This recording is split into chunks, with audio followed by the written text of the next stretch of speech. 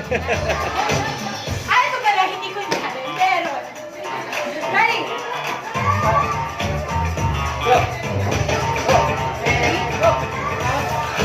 Up, and. And up naman po.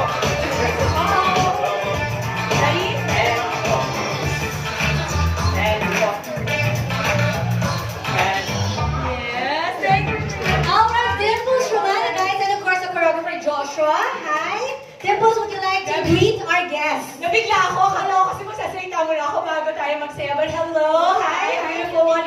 Everybody, please meet Kuya Joshua. Kuya Joshua is the choreographer behind the cleaning moves of Pine Sol. Palapakan naman natin si Kuya Joshua. Yes. I hope makatch ko yung breath ko, no?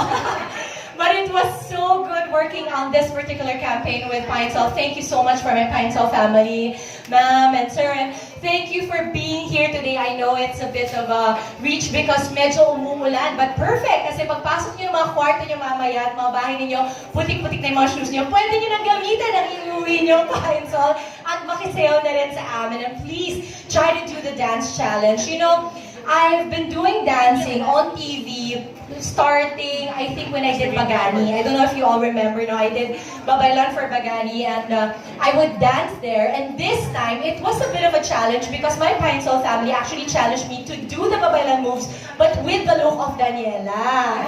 Taray, di ba? Mix siya.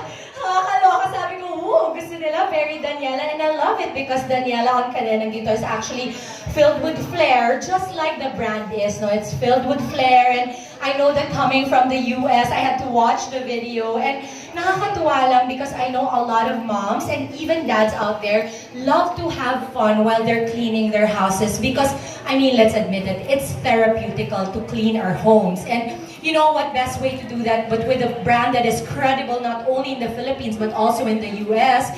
Pine Sol is the best partner for you to be able to do that. So please do support us and getting the word out for this particular My Clean Moves Dance Challenge. O, daldal ko. Okay, go!